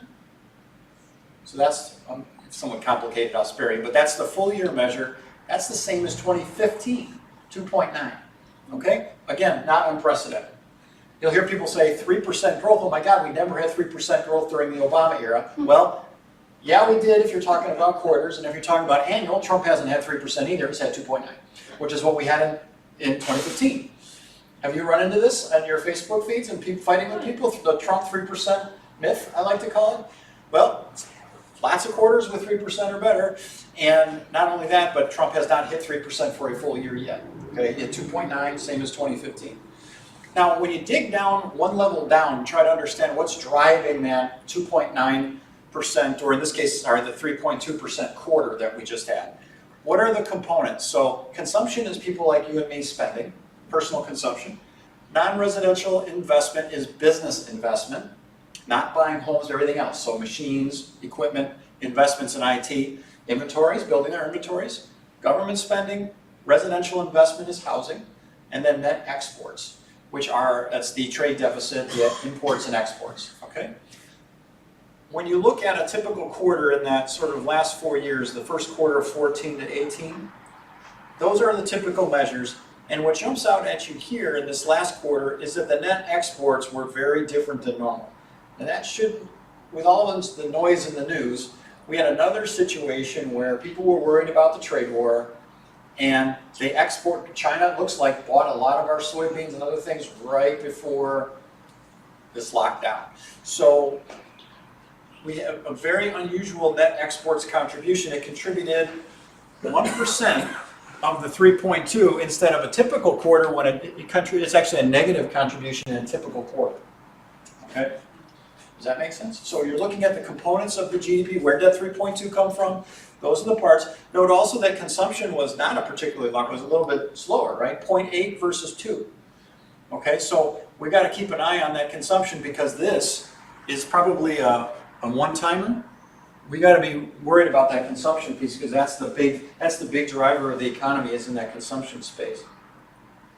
When you look at unemployment, it's been improving since around 2010. So this is the Great Recession. Here's 2010. It's been coming down since late in that year. And the U3 number is the one you always hear in the news. That's the 3.6. Hopefully it's showing up there. Yes. And it fell a little bit since last month. The 3.6 is an incredibly low reading, right? It's like the rate unemployment for the last, going back to like the 1960s or something. Carol might correct me back there, but it's a long time since we were at 3.6, I believe. I guess maybe we had one in here. Did we sneak one in? And that go way back to the 60s? I mean, it's... We got darn close at around 2000. Okay, okay. The other one, the U6, I don't want to get into too much tonight, but I called that sort of it is a wider measure of unemployment. It includes people, and it's smaller text at the top, but it's the marginally attached workers plus working part-time for economic reasons. If you want a full-time job, but you're working part-time, you're included in here as sort of unemployed. That's where that U6 number comes from. And it's also back down to the pre-crisis level. So it's both of these numbers are reading in a very positive way. And they have been for a long time. One thing I hear on conservative feeds, which I follow, is, you know, this is the lowest unemployment rate for African Americans in a long time. They're kind of going after that Democratic coalition. And true statement, the unemployment rate, though, has been improving since 2010. For 9 years, it's been getting better. So, and for all demographic groups, it wasn't bad for African Americans, then suddenly got better when Trump came in. It's been on the same trend. I could show you the African American, Hispanic, white, it all looks like that. All of it looks like that. This is inflation, and right around 2%, there's the 2% line going across. And there's a couple different measures. One is all the items, and the other one is if you take food and energy out, because food and energy tend to be volatile. So the blue line is volatile. It's got food and energy in it. The red line does not. And both are right about 2%, which is cut off, of course, in your diagram, but there's actually labels over there, but there's a 2 here. That's where they are right now. They're both almost identical, 2.1 and 2.0. Now this has an important implication in the next slide I'm going to show you, which is the wages. We use this lingo all the time, and some of you that are new to this group, nominal is unadjusted, real means adjusted for inflation.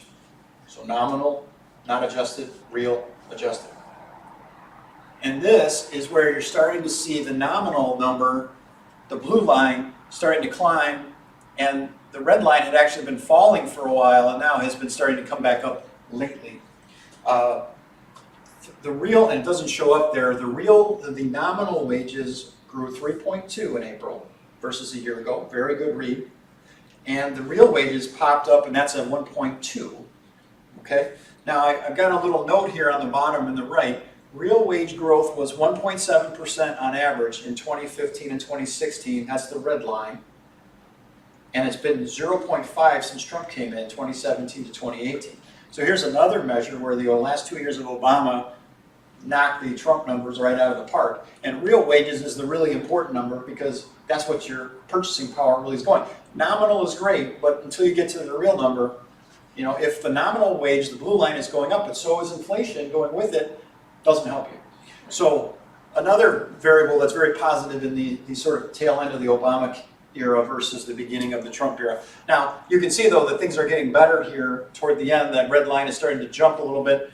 Hopefully, as much as I like to root against Trump, we all want real wages to go up, don't we? So I know you have to bear that in mind as you go through this. If those real wages go up, that's a win for this country big time. But don't get misled by what's going on with nominal wages because if inflation's going right up with it, you got to get to the real wage. So if you're reading nominal wages 3%, what's the real number? And you can always come here every month because we report that slide. This was an interesting one that's been happening. This is very recent, so this is only 2015 starts here, it comes up. Productivity has really started to jump lately. Now, this is one of those variables that's very difficult to get at cause. One thing that has probably contributed is that as part of the tax plan, corporations were allowed to expense their capital investments immediately, very quickly. From a tax perspective, it gave them as much incentive as possible. And so right after the law was passed, you saw a nice jump in capital expenditures. Businesses were investing in technology a little bit more, plus they had a nice tax cut.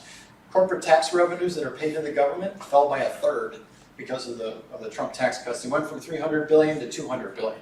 So huge cut in that. And so no wonder, hopefully some of it got plowed back into the business, you would hope, but this could be a flash in the pan, we don't know yet. But if this trend continues, the good news is you can think of productivity as wages haven't always kept up with productivity, which is, we'll have to deal with that. But when you see productivity going up, that generally means that you're looking at incomes are likely to follow or be pushed upward. And it's just this equation that I put up there. The GDP, which is the outcome or the income, is the output per worker times the number of workers. Okay, that's just math. So when you're trying to affect GDP, if you're getting better productivity, that's the output per worker, you're going to see that GDP number climb, and in theory, you should see the income climb. Now, as you know, we have an income inequality problem. When GDP goes up, the income goes up, that doesn't mean everybody gets the money.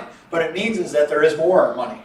Okay, the pie is bigger, we have to worry about how that is distributed. But you can't see this because it's cut off there on the right. Again, like I did with the real wages, the last 2 years of Obama, so between 2015 to 2016, we only saw 0.9 productivity. Now we're seeing 1.4. So productivity has improved in those first 2 years of Trump relative to the last 2 years of Obama, 1.4 to 0.9. Yes?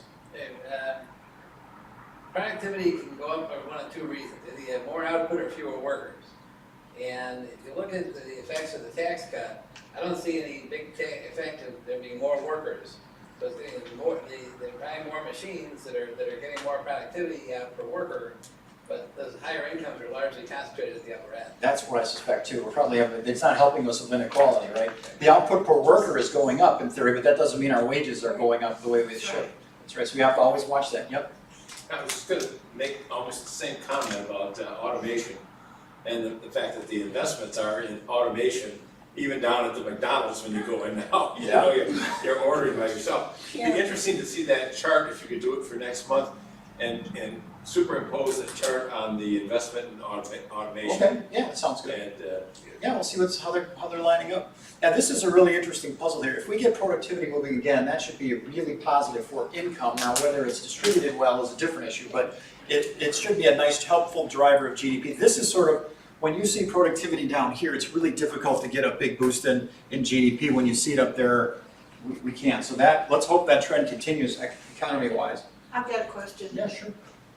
What worries me about productivity is, they're talking about Amazon, how they're making their people do twice as much work in the same amount of time. That's productivity, but it doesn't translate to higher wages. That is a problem. We're gonna have an inequality section here in a little bit, and it's just one of those areas where we have to, not an easy problem to solve. Well, it is easy if you wanna solve it, but I'll explain that in a minute. You're gonna solve inequality after taxes very easily by raising taxes on the rich and redistributing the money. The complicated part would be strengthening unions, raising minimum wages, all these things you can do to try to affect inequality before taxes. But after taxes, it's a very straightforward exercise of tax and spend over here. That doesn't mean it's easy politically, but it's straightforward mathematically. I was talking about some of this before, but if you want to drive GDP, you can do it by increasing productivity. That's the output per worker. Or you can do it by more workers. One of the easiest ways to get more workers is you get more immigrants. Okay? So Donald Trump is sort of fighting against himself. He wants to drive growth up like crazy, but he wants to restrict immigration at the same time. He's sort of taking out one of the legs of the stool, so to speak, one of the parts of the equation. We have about 7.5 million job openings right now. So let's open the gates, right? Maybe that's one way to do it. There's a few other laundry list of items here. We're not fans of increasing the retirement age for Social Security, just so you know. But what that does, according to the Congressional Budget Office, is it forces people to work longer. So you have more workers. Okay? No. You take away jobs from younger people. Well, it's possible. That could happen too. This big people are going to doesn't increase the number of Let's hope. I don't want to see the retirement age go up. What is happening to the total workforce between people retiring and new people getting out of high school or college? Where is the whole total It's still workforce? growing very slowly, and Carl might be able to help me here, but it's growing still just a little bit, like about 1%. The labor force is growing by, I think, 1 to 2 million a year. Yeah. And there's 160 million in the labor force, so 1 or 2 million divided by 160, a little less than 1%. Still growing, still growing. That's based upon a household survey, so those numbers are wildly gyrating month to month. Okay. For instance, the unemployment rate, which dipped down to 3.6% this past month, was based upon the labor force losing 500,000 people. Okay. So it dipped for a really bad reason. All over the place. So, but overall, if you look at it year to year, it's growing 1 to 2 million. Now, I'll look it up exactly what by the time I get up there. When you're looking at policies to try to grow the economy faster, these are some of the levers you can pull. And so, as I mentioned, sometimes they're contradictory. They're contradicting themselves when you are limiting immigration if you're trying to grow the economy faster. So our budget deficit, our painful, very painful budget deficit numbers. Historically, the budget deficit averages about 2.9% of GDP. And those of you that come here all the time know that they say this all the time. The 1% of GDP is about $200 billion. We've got a 20 trillion economy. So if you're not used to GDP math and you like dollars, then that's how you do your conversion, is 200 times 1, all right? So the typical historical budget deficit has been right around, let's use 3% as a round number. That would be 600 billion today, right? 3 times 1%. 3 times 200 would be 600 billion. And what was our budget deficit last year? About 800 billion. So it's higher than our historical average. In the future, going over the next 10 years, what that says is that that deficit is heading toward 4.4% of GDP. So somewhere closer to $900 billion in today's dollars. It's going up when the economy is doing very well. Now that's unusual, right? Normally, when you look at the Obama years, when the economy was getting better after that horrible Great Recession, the budget deficit was falling. We actually got back to below historical average in 2015. Okay, for a little while, you can see that one block there is down, above that line, the historical average line. I think that's 2015, 2014 is in there. No, that's 2015. So now we're heading the wrong direction. Now, some of this is driven by aging of the country, the healthcare costs that are growing faster than inflation. That's a big part of it, but also Trump added to this, okay? And let me just show you how much he added to the deficit. The red is Trump's policies. So the blue is if the Congressional Budget Office does a forecast every year, And you can compare their forecast before and after big legislation changes to see what changed. So that's what we did here. So if we had followed Obama's policies from 2018 to 2027, in theory, all the CBO assumptions worked out, we would have added 9.4 trillion to the debt. That, with the red on there, is now 13 trillion. So he's added about 3.6 trillion to the debt over 10 years through the tax plan and also additional spending. And, you know, did we need it? 2015, the budget deficit was less, and we had 2.9% growth, the same we had in 2018. So typically when your economy is doing really well, that's when you would do some austerity. You would kind of cut back, raise taxes, cut spending. Easier said than done politically, but we didn't need this red as far as we could tell. It wasn't necessary. So there's 3 trillion there. So when people, the way I summarize it is say Trump has increased the debt trajectory about 38% over the next 10 years. Okay, that's what that is. So if you take 3.6 trillion divided by 9.4, you get about 38%. All right. Now bear in mind these numbers are on top of the 20 trillion, 21 trillion debt we already have. So there's a big stack here, 21 trillion, right? These are all additions on top of that. You could add a 21 trillion bar straight across here to know what our total national debt is going to be. Does that make sense? So these are additions to the national debt. Okay. And I think you know they're driven by Social Security and Medicare as the country ages. It's a demographic shift that we have is expected to increase the amount of spending instead of being about in 1969. Well, that's way back. Let's use one that's more normal. In about the year 2000, it was somewhere in that 10% range for those two programs, and now that's headed toward 15 over the years. So that's what's driving it. And then what happens is because of all that spending, you're also seeing, this is just the spending side. We're not talking about, oh, I'm sorry. I've got the wrong header on there. My apologies. That should say federal budget expenditures, dollar billions. I apologize. I took the other slide out, left it. That is expenditures. And the other one is the interest expense is going to be jumping as well because that national debt is growing and interest rates are rising. So interest and the Medicare and Social Security programs are the ones that are driving this over the long run. On the revenue side now, when you do the Trump tax cuts like this, like we talked about, the Trump tax cuts were about 200 or 250 billion a year of that 350. Okay, some of this is spending. So half of that red bar or a little more, 2/3 of those red bars is the tax cuts. In other words, this one, most of it here, but as you go out further, like 2/3 of this would be tax cuts and then another third would be extra spending. And what this does, that debt to GDP ratio is climbing. Instead of being about 78% right now, it's going to head out toward 107. It would have been 89 under the Obama policies. Okay, neither of those is a good number. We want to get that down. Historically, we were in that sub 50 range, but you know, Japan has managed to survive somehow with a 200 and something percent debt to GDP ratio. So there is quite a debate going on about how much debt is too much. It may be a good campaign issue for Democrats to campaign on it that the debt is going plus 40% because of Trump's policies. But how bad is that? It's difficult to say. The Congressional Budget Office has a series of risk factors that they list over there. High and rising federal debt would reduce national saving and income, boost the government's interest payments, limit the ability to respond to a crisis of some kind. If Florida does go underwater and we decide to bail it out, that's going to cost us a few bucks. So, all right. Let me move here. Let's switch gears to healthcare coverage. This is probably my favorite anti-Trump talking point. For the first time since 2010, the number of people without health insurance went up in 2017. Okay? So what you see is all these favorable trends since 2010 start to reverse in that first year of Trump in office, barely. And so now, if you compare the 28.2 million with the 30.1, it's 1.9. I use this round number, 2 million people have lost health insurance under Trump. What's the reason for that? Sabotage. That's what I meant. Affordable Care Act sabotage. And some of it, a little bit of it was probably just because healthcare costs have been continuing to rise.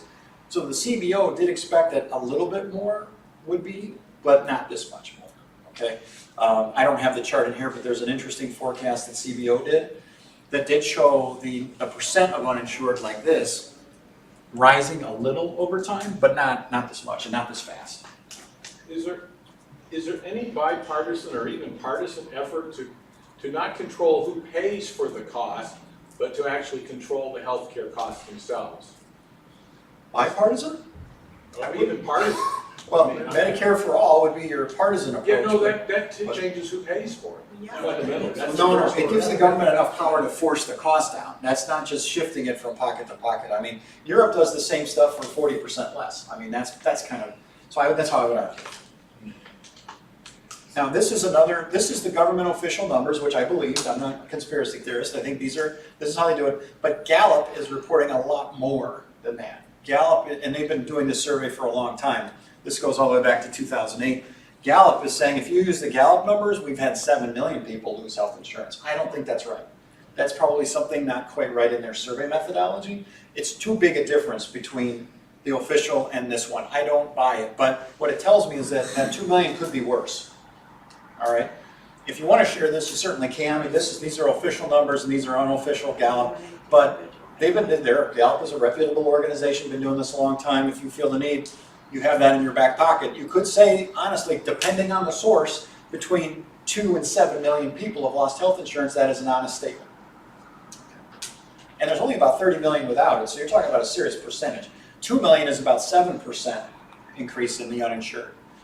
I don't have anything in this presentation on cost because of time, but that's devastating enough. I mean, 2 million people that have lost their health insurance under Trump is a big, and notice also that the House passed a bill, the American Health Care Act, HCA, which would have reversed all this, cost 20 plus million people their health insurance. So that they haven't, well, I guess you could say they were somewhat punished in the last election, that they didn't suffer a lot more and lose the Senate when they came this close to passing a health care bill that would have cost 20 million people their health insurance is amazing to me. Inequality, we started to talk about this. This is a really good piece of news.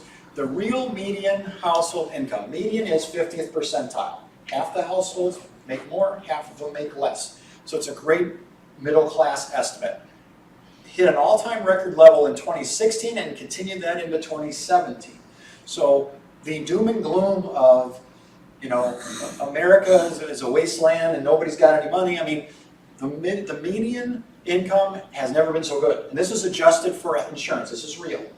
So we have never, back in 1967, 45,000, now we're at 61,000. That's in today's dollars, okay?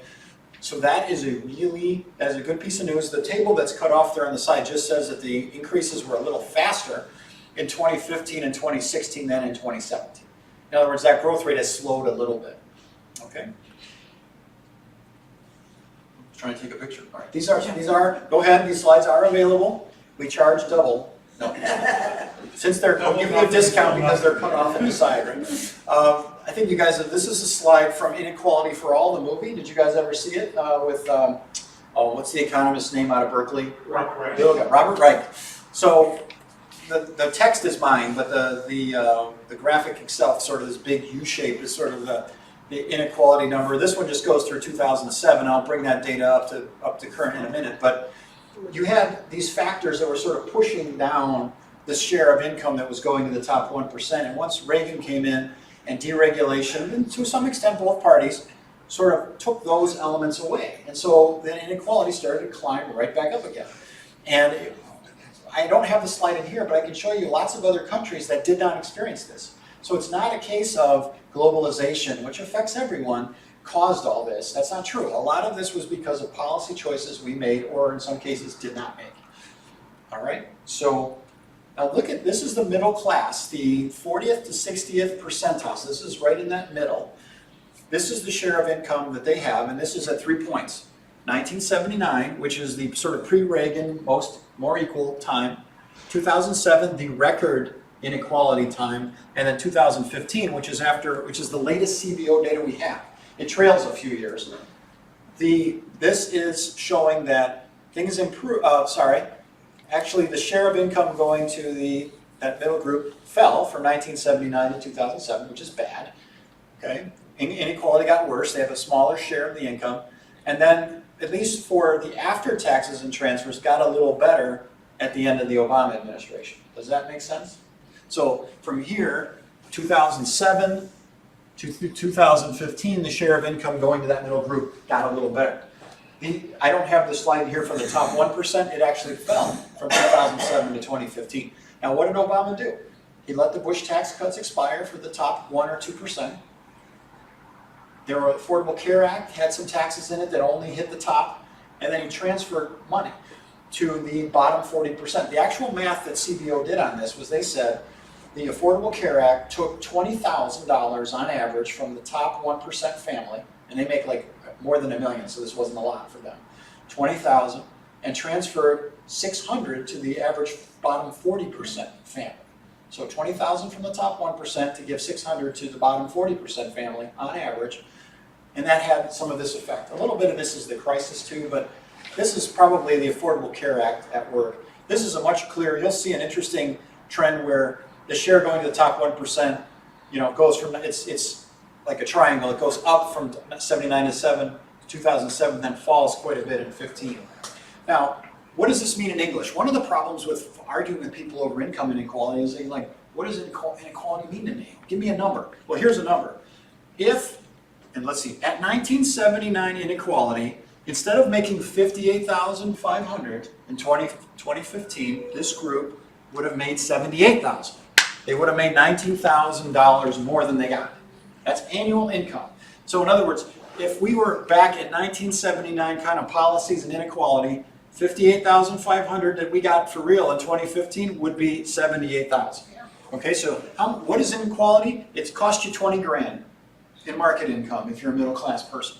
Now, what did it do after taxes? Not as bad because things are, we do have a progressive tax system.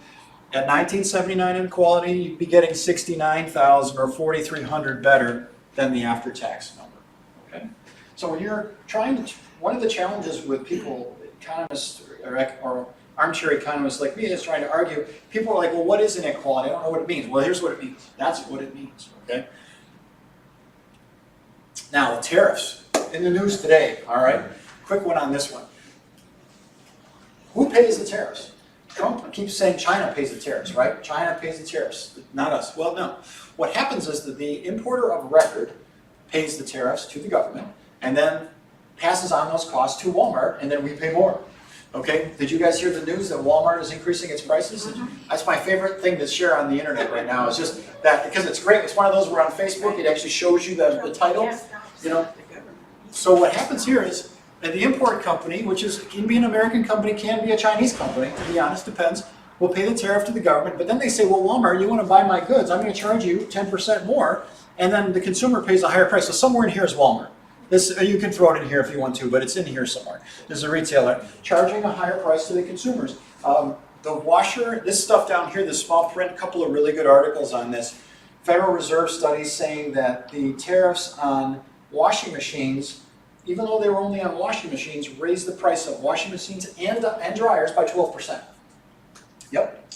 And since we think we want to reduce our federal deficit, the bad thing about tariffs is because they're not progressive enough? Is that the really? Well, they are regressive, right? Because who's buying Walmart stuff? Poor people, right? Well, I mean, somebody's buying Audis and BMWs too. Yeah, but they're not. But not in the massive amounts that are. I mean, you're talking about Chinese goods that Walmart is buying. But yeah, you're right. That would offset some of it. But I have to analyze the numbers more carefully to see it. But this is essentially what Krugman's calling it. It's a regressive tax. Yeah. Essentially. Okay. It's tax on disposable income. Okay? And on expended income, consumer expended income. Right. And so that's a smaller portion of a higher income. Right, no, he's right, but you're right when you say it's a tax on expenditure. When you buy the goods, you're paying more. Income you don't spend, if you don't buy stuff, you don't pay any tariffs. If you don't spend, don't buy those imported goods. No, if you can avoid, do it. But anyway, the point here is, it isn't China paying for this, it is you. You're paying a new tax that you did, and if you are gung-ho, there are a lot of other strategies for addressing globalization and other things beside this. How often do any of us buy a washing machine though? I mean, you're using that as an example. really? Well, I'm using Walmart as an example too. Walmart is raising prices. It didn't say how much, but it's raising prices for its stuff. And it imports like, what is it, half or a third of the things that it puts on its shelves are from China? So, But isn't that sufficient to get things off the shelf that are from China, rather than to encourage more shipments into this country from China? You can spend more money on American stuff if you want to. yeah, you can pay more for American goods. You can. Well, with a higher tariff, you're incentivized to buy more American goods because the margin is less, if maybe even negative. That's right. So if you change your behavior, you can avoid the tariff goods in some cases. You might not be able to avoid the washing machine tariff if you need a new washing machine, but you can avoid Walmart, right? You definitely can, but you're gonna wind up probably paying more for your stuff. I think the real incentive in practice will simply be to make some of the goods in countries that aren't tariffed. They'll move them to Vietnam, they'll move them to West Africa. That's what Walmart said, is they're gonna try to source in other countries that are not subject to the tariff. I mean, they're gonna go to the lowest place they can. They're not gonna build stuff here of that nature right. because it's labor intense. Right.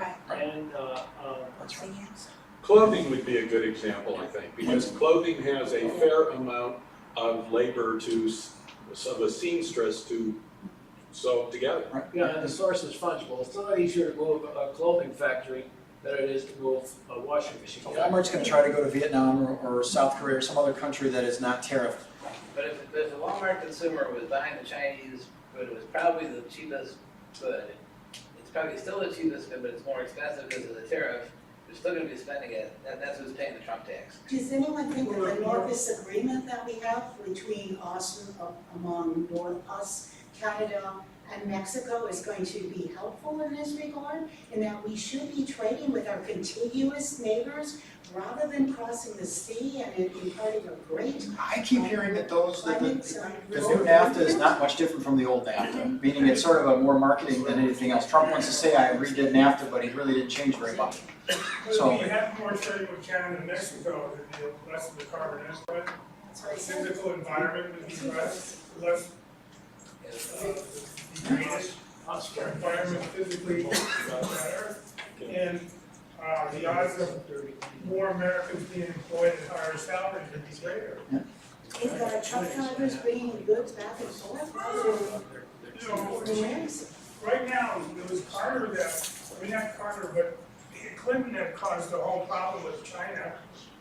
He wanted to get some Chinese award from the government saying he was a great guy. And then he had to give a big campaign contribution. I haven't heard that story. That's okay. China entered the WTO in 2001, so that seems to be when this really took off. Clinton set up a trade with China because he wanted an award from the Chinese government saying he was a great guy. So he gets the award. I haven't heard that. I don't know. And then he gets the award, and then he gets a big campaign Be nice now. contribution, which is illegal. And the Senate committee ignored it. They said, well, we're not gonna do anything I'll about it. have to look. I will look for that. So we do a longer presentation on trade and we get into it in more detail. I just wanted to share this with you. This assertion that China is paying the tariffs, they're not. America is paying the tariffs. Just keep that in mind. Now, we're getting low on time, so let me just mention this to you. This is one of my favorite slides. This is the real net worth of Americans. So $100 trillion, a little more than that, okay? If you divided that equally, the average family would have about 800,000. Now, what do you think the average family has? 8,000. The median family has 100,000 net worth, including your homes, okay? So this includes your stock market assets, your homes. So that's sort of the opportunity, if you will. We talk about inequality. As much as we like to talk about income inequality, wealth inequality is way worse. So you have 800,000 if we split everything evenly, but right now only 100,000 is in that median family. So that gives you a sense of, I like to paraphrase John Paul Jones and say we have not yet begun to tax, right? This is the median family's net worth, about 100,000, and this is the latest data that goes till 2016 from the Federal Reserve Survey. They do it every couple of years. We'll get 2018 and then a couple of years out. This is maybe something having to do with why people are upset, angry about the Great Recession, not feeling like everything's come back the way it should, because their net worth is still down in the middle, quite a bit. So because of time, I'm going to stop there. There's a couple more slides, but I'll spare you tonight. Any last questions? Anything that you're curious about that Carl and I can answer tonight, informally without the slides, and maybe we'll do it 5 minutes and then we'll end. Any questions for the armchair economist that you want? You guys have had enough. You guys have been good for 2.5 hours to listen to this stuff. That's pretty incredible. Those of you guys that are interested in tariff stuff, we have some more trade slides. If you send Carl or me an email, we'll get them to you. And send me your comments on these presidents that are causing trouble. I will research that. I am curious, because the roots of this go back a long way. I just think of 2001 as when they're trying to join the WTO and things really took off. 1996, when Oh, okay. the trade agreement was made with China. Okay. It was Bill Clinton that did it because he wanted to get another. You want an award? Award. I love that. I don't recall that, I know, but if you can send us information on Send that. it. We'll take it. We'll take it. All right, guys. Thank you. You have a great night. Thank you. All right. Thanks. Truth has turned out to be strange sometimes. Okay, and for anybody who's not, tired of talking about this kind of stuff, a lot of us are going to head across the street to Eddie's. Is it Taco Tuesday? It's Taco Tuesday. It's Taco Tuesday. I got up at like 5:30 this morning.